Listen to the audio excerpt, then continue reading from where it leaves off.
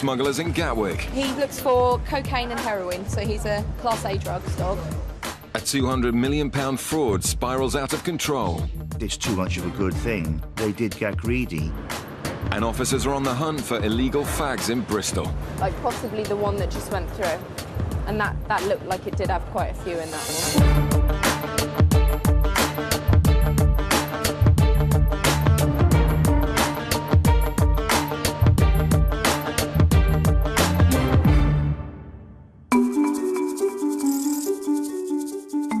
In Bristol, Anne and Erica are on the hunt for tobacco smugglers.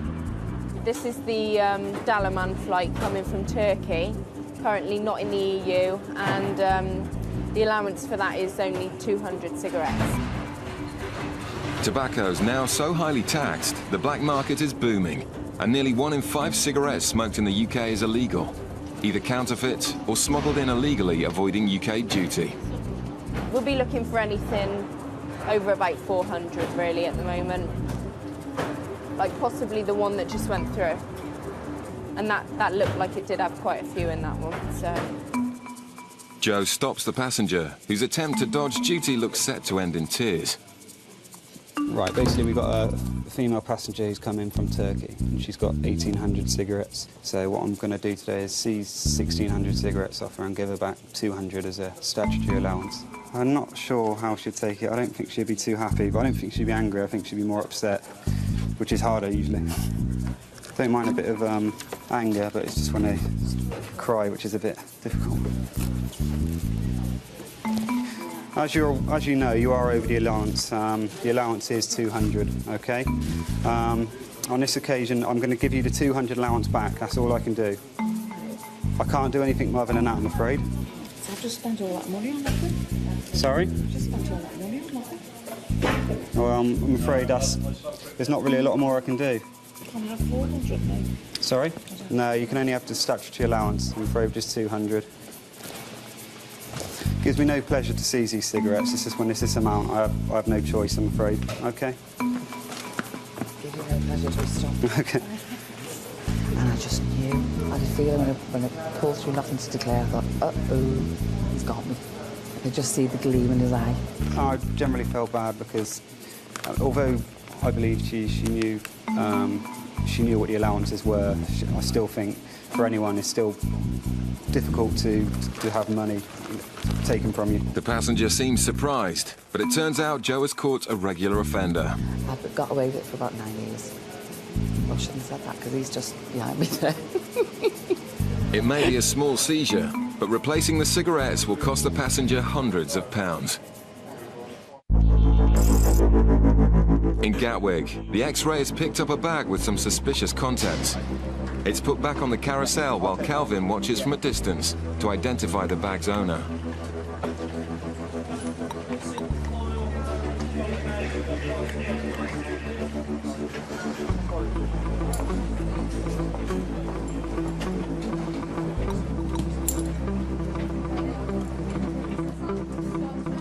The passenger's girlfriend is walking ahead, a tactic often used by smugglers to avoid detection.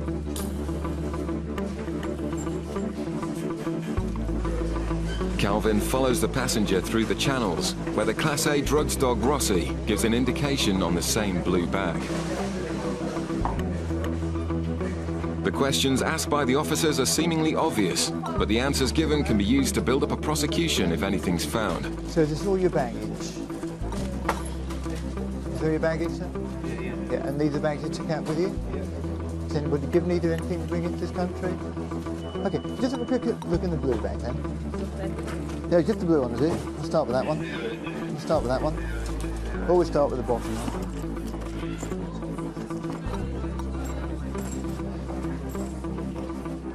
See what this is? Don't touch it. OK, apply booze to be drunk. The suitcase is full of sealed packages, which look like cannabis. The couple are arrested immediately. Not meant to win questions, something which later rely in court. Anything you do so may be given in evidence. Do you both understand? Do you understand? Is that yes? Do you understand? Yep? OK. All right, let's take out the back now. Cannabis is a Class C drug, but a quantity like this is worth thousands of pounds, so the investigation starts immediately. And Calvin needs to make sure the right people feel the full force of the law. Between 10 and 15, probably. It's probably like 15 kilos. I mean, obviously we'll have to spike it first and test it to establish, do a field test to establish what the drug is. I'm making an assumption at the moment it's cannabis. Okay, and he'll explain your legal rights. Whatever the packages contain, it's not looking good for this suspect. Move the cards, okay?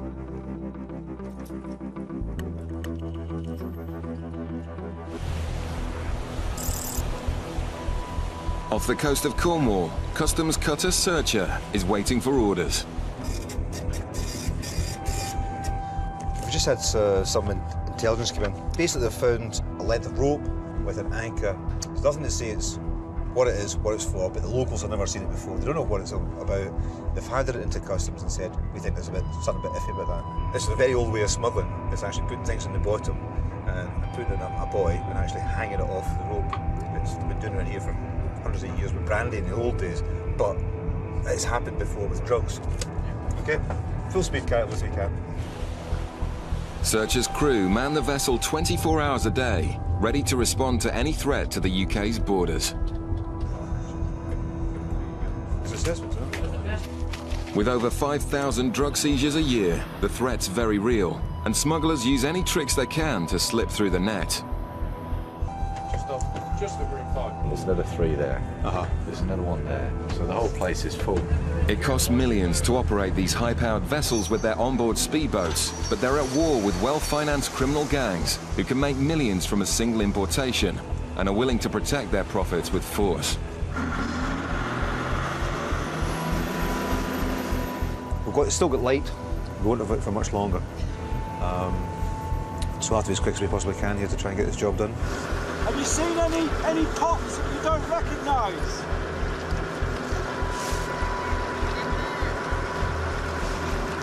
Yeah. Local fishermen are a good source of information, and there have been unusual pot markers sighted in the area. There's a dead body on the end of this. What would it be at?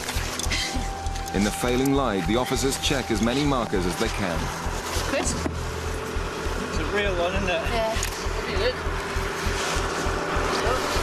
There's one back here as well. Yeah. There's one more, Woody. This might be the golden nugget. I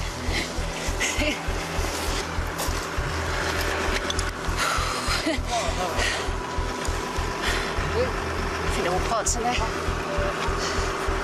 What did you say? What do you reckon? Got back in, I reckon. Yeah. Not all operations end with a seizure, and Kirsty hopes the intelligence gathered here may prove valuable in catching future smugglers. So what we'll do, we'll actually pass that information back inland, and we'll pass it back to intelligence to see whether they can match it with any other activity that's been going on, and potentially keep an eye on that area just to make sure that we know where to find it and what the potential of it is.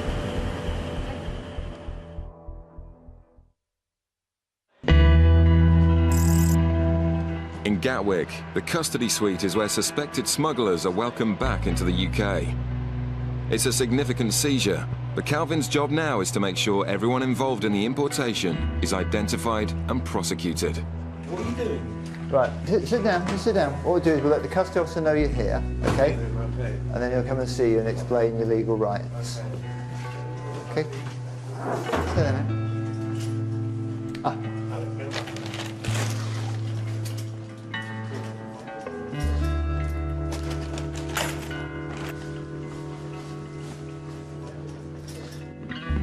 Okay, again. Intercepted Green Channel, North Terminal. North Terminal. And opened a blue suitcase, which he did. Unzipped it, found it to contain foam. Under the foam were tape back packages, which I believe to be controlled drugs. 11:38. Cell number 2. Before we do, you can take your shoes off and leave them outside and your belt. I'll get you. You've got a blanket, maybe. You take your shoes off now. Just leave them outside here. Good.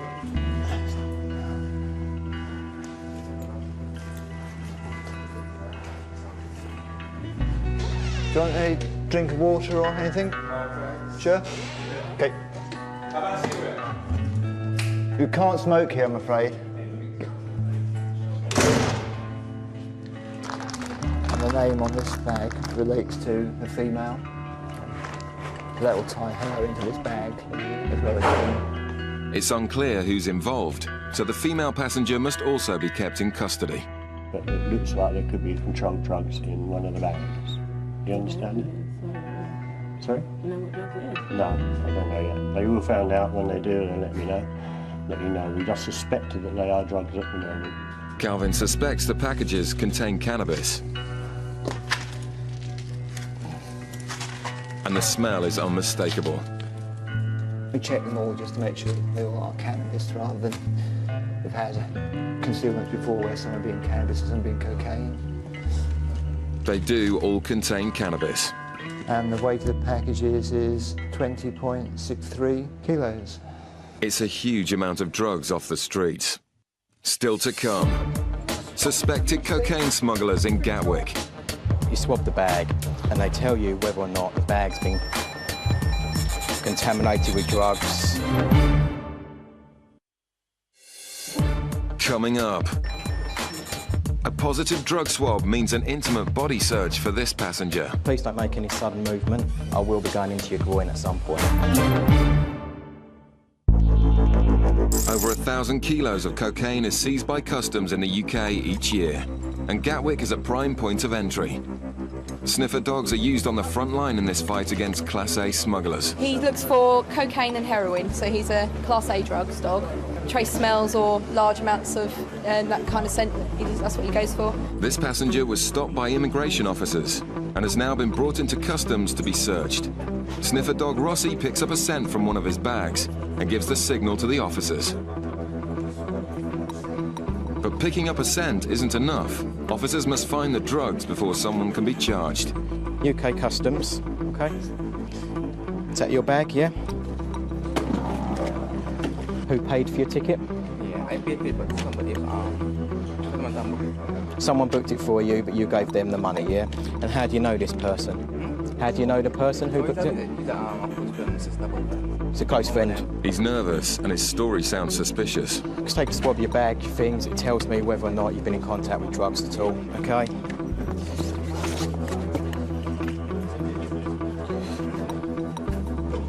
Okay, if you spare me a sec again.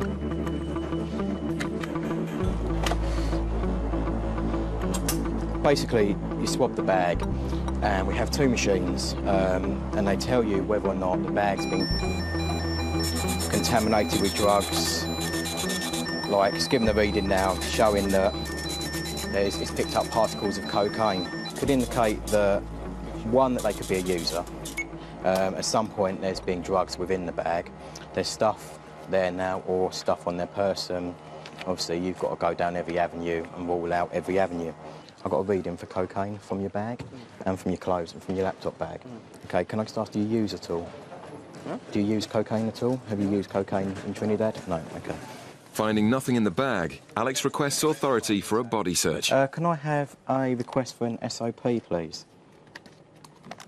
That's been authorised, that's fine. I give him my reasons, gave him 4 reasons. Why? Nervous demur, eyeing track reading, dog indication, and he's got very little luggage for 2 weeks' stay. What I'm going to do now is take him into the search room and conduct a search.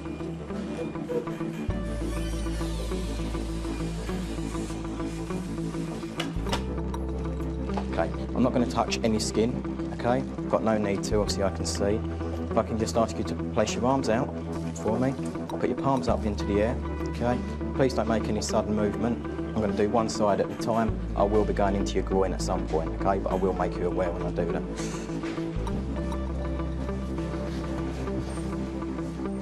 Okay, again, I'm going into your groin. Okay, if you want to take a seat for me, please. But smugglers don't only carry drugs on their bodies. We swab the inside of the shoes because obviously you have swallowers who come into the UK with packages inside them. Packages give out like sweat and they go into your pores and you sweat through the bottom of your feet. So it can give a reading to say that there's possibly packages inside. So it's another area that we test. It's another frustrating result for Alex, but this man's troubles are far from over. OK, if you'd just like to wait by the bench for me. Back to immigration now, yeah, and then they'll make a decision whether they land him from there, but from our side, we're happy.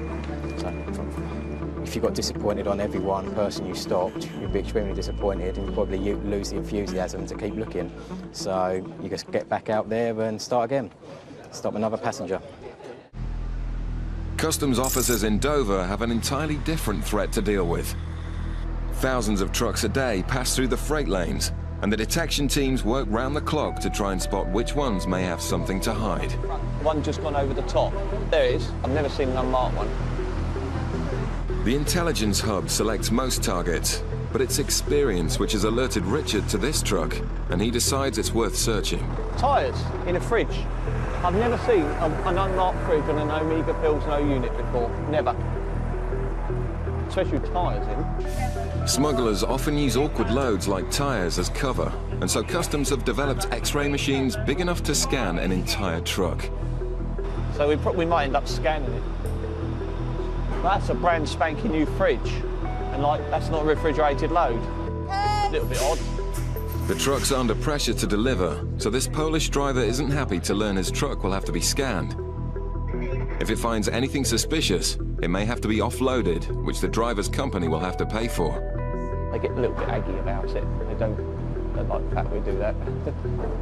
The X-ray picks up an anomaly.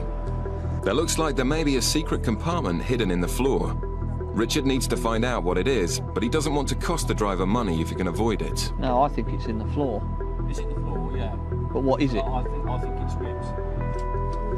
We've got to make a decision as to whether this is worth offloading or not. The team are all highly trained mechanics, so Richard decides to try to access the suspicious area from underneath. Customs officers also take on gangs involved in carousel fraud, which steal money from the VAT system. It works like this. Criminals set up fake companies to import high-value goods VAT-free. The goods get exported back out to fake companies in Europe, at which point VAT is reclaimed. These shipments get stamped at the border, but then simply turn round and come back into the UK. The same goods go in and out of the country again and again. In 2001, a man was at the centre of a carousel fraud so massive, it would take the next 6 years to bring him to justice. By looking at him and financial profiling of we basically determined that in a space of 3 years he'd gone from being a pallet repairer to a multi-millionaire. He'd become a major thorn in the side of attacking the UK's VAT system, and we embarked on what became an 8-month-long surveillance operation to identify those he was associating with, those he was trading with. We effectively identified a total of 7 people. They were just average people, so they weren't particularly well-educated people, and certainly not with a business background. Day after day, the surveillance team looked on as the fraud increased. His 6 accomplices gradually lost control. The goods were going round and round on the carousel so fast, they forgot who was selling what to who. They became blasé, and as often you see within fraudulent activities, they did get greedy. It's too much of a good thing. In May 2002, it culminated in a meeting at the Trafford Centre in Manchester about keeping the fraud on track. And of course, they were unaware that they were under surveillance at the time. The surveillance team tracked all the suspects to the meeting and captured it all on film. Whereupon we were all able to get inside, in effect get into the CCTV control room for the Trafford Centre, zoom in and record the whole meeting, a surveillance officer's dream. With the gang making around £10 million a week from the fraud, tensions were clearly running high. The meeting at the Trafford Centre was the first time that they'd actually all been filmed together. Come the end of the meeting, when the paperwork appeared to be sorted out, they all got up and it was very jovial, much backslapping, hugging, as if there were no problems. But in fact, their problems were about to get a lot worse. The officers had decided enough was enough. On the morning of the 8th of July 2002, the carousel, the conspiracy was taken out. The 217 fake companies had stolen over £180 million, and it took 4 years to sift through the mountains of paperwork. The 9-month trial found 6 of the 7 guilty as charged, who all received at least 5 years in prison. Seen as the organiser, received the heaviest sentence. Who was the principal, received a 12.5-year prison sentence. It was a very rewarding result for the effort that had been put in, and the signal to the criminal fraternity as a whole that we are going to take these frauds seriously, and you do get similar sentences to what you can get in major drug cases. Back in Dover, however, a lengthy search has found nothing. I think you just got to use a bit of common sense, haven't you? So at the end of the day, they're going to charge you 150 quid to offload it and find nothing, or you just make a judgment. Pierwszy raz na Anglii, samochód jest i pewnie dlatego kontrol. Skoro muszą, to muszą. Richard decides the truck doesn't need to be offloaded, and the happy driver can carry on and deliver his load.